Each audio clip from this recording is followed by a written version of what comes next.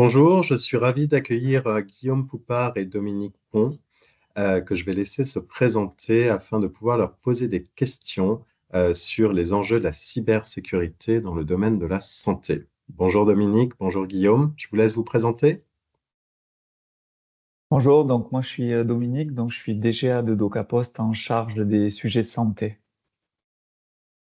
Bonjour Bonjour Guillaume Dominique. Poupard, déjà de DocaPost également, en charge des sujets techno autour de la cyber, de l'IA et du cloud. Merci à tous les deux pour votre présence. Une première question, pourquoi le secteur de la santé et plus particulièrement les hôpitaux et les établissements de santé sont-ils autant ciblés par les cyberattaques et qu'est-ce qui rend difficile la mise en place de la cybersécurité dans ces établissements? Alors ce qui est sûr, c'est que les données de santé, ça a de la valeur, ça a de la valeur marchande.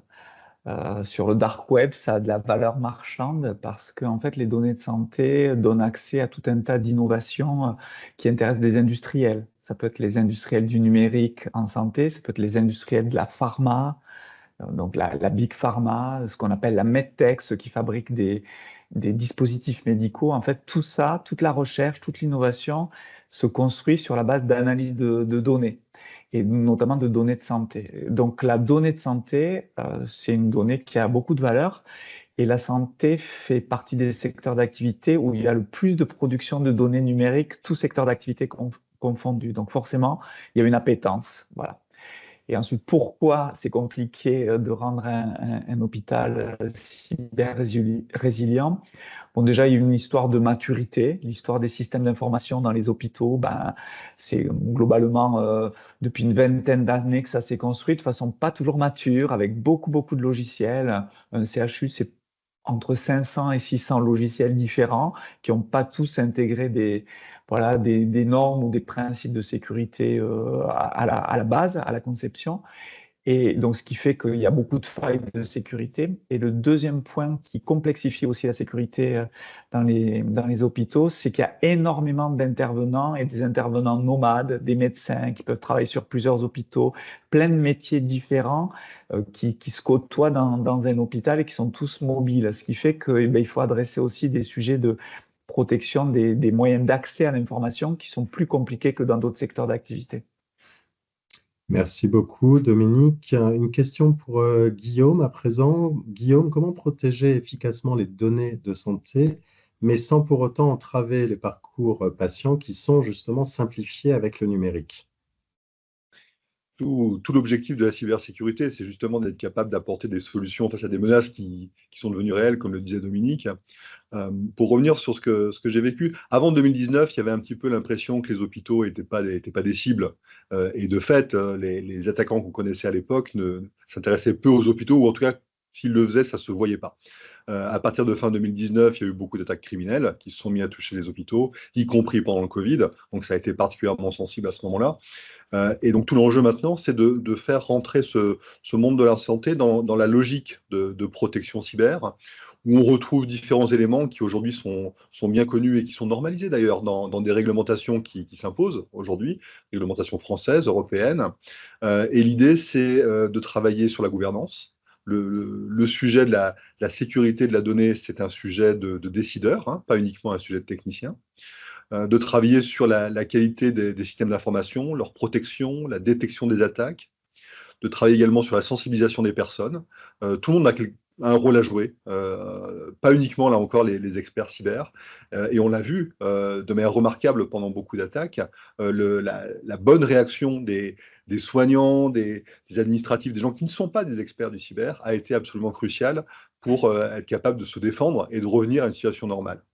Et puis la dernière chose, c'est on recommande en général de bien comprendre la cyber pour bien réagir le jour où il y a un problème, de s'y préparer.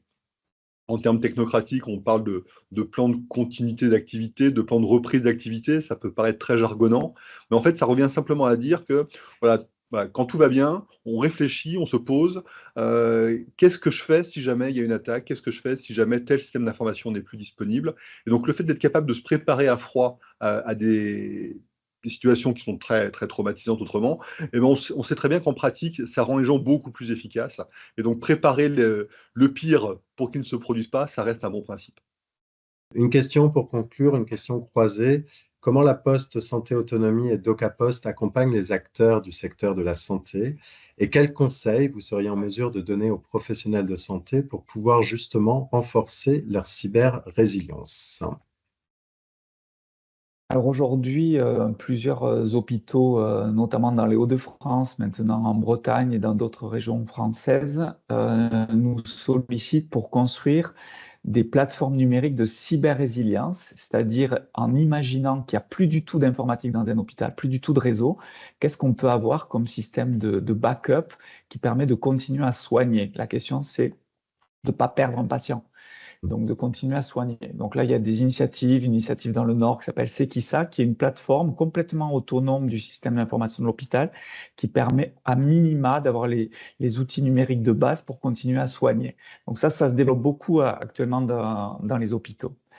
Et en ce qui concerne le conseil, pour avoir été moi-même directeur d'hôpital et avoir moi-même subi des cyberattaques quand je dirigeais un établissement de santé à Toulouse, le meilleur des conseils, c'est de s'entraîner à être capable de continuer à soigner sans informatique. Le meilleur conseil à donner, c'est celui-là. Merci beaucoup, Dominique. Guillaume? Oui, dans tout ce que l'on souhaite proposer au secteur de la santé, il y a du conseil, de manière générale, avec Wellium, par exemple. Mais plus généralement, on est capable d'accompagner en termes de gouvernance, parce que c'est vrai que c'est un petit peu déroutant quand on s'y connaît pas, quand on voit arriver ces questions de cyber, le fait de devoir s'y mettre, ça peut paraître compliqué. Donc, se faire aider, c'est important. On fait également de la formation, un petit peu à tous les niveaux. La formation, c'est également important parce que depuis la sensibilisation de l'ensemble de ses partenaires, de ses collaborateurs, jusqu'à de la formation qui peut être beaucoup plus pointue pour certains acteurs, ça s'apprend, la cyber, ça s'apprend, la sécurité. Il ne faut pas avoir l'impression que c'est forcément inné parce que ça ne l'est pas. Donc la sensibilisation, on a un catalogue qui est important du côté de DocaPost Institute que j'encourage tout le monde à aller voir. Et puis après, dans tout ce que l'on délivre au profit des établissements de santé, d'abord, on fait en sorte que ce que l'on délivre soit à un niveau de sécurité qui soit le bon, mais également à un niveau de souveraineté. C'est un sujet qui est un petit peu différent, la souveraineté et la sécurité, mais on voit aujourd'hui l'importance que la maîtrise, y compris juridique, de la donnée, c'est ça en fait la souveraineté, hein, en pratique. La maîtrise juridique de la donnée, elle est essentielle. Et donc, tout le travail que l'on fait, soit en interne, soit en lien avec des clouds comme NumSpot, vise justement à apporter une vraie maîtrise de bout en bout sur la donnée, et ça, c'est important. Et puis, le dernier point que je peux mentionner, pour les petits acteurs, parce que dans le monde de la santé, comme dans tous les écosystèmes, il y a également des petits acteurs qui sont des cibles. Il n'y a pas que des gros CHU, hein, il y a également des petits cabinets, il y a plein de petits acteurs, évidemment, qui sont également importants, qui sont également attaqués. Eh bien, on propose une offre de pack cyber, où là, l'idée, c'est justement de masquer toute la complexité inhérente au domaine pour avoir juste quelque chose qui apporte une sécurité de bon niveau, notamment face à des criminels. L'idée étant que voilà, on prend le pack cyber, on s'équipe, et si on ne veut plus jamais en entendre parler, on peut tout à fait le faire. Il n'y a pas besoin de monitorer, il n'y a pas besoin de mettre les mains dedans. Au contraire, tout est fait pour que ce soit très simple, tout en étant très efficace. Donc voilà, ce pack cyber, c'est également un élément que peut apporter DocaPost dans le monde de la santé. Je vous remercie tous les deux pour avoir pris le temps de répondre à nos questions et puis de nous avoir apporté ces éclairages et ces éléments de sensibilisation et également de témoignages orientés de terrain. Je vous remercie infiniment et je vous souhaite à tous les deux une excellente journée. Merci. Merci.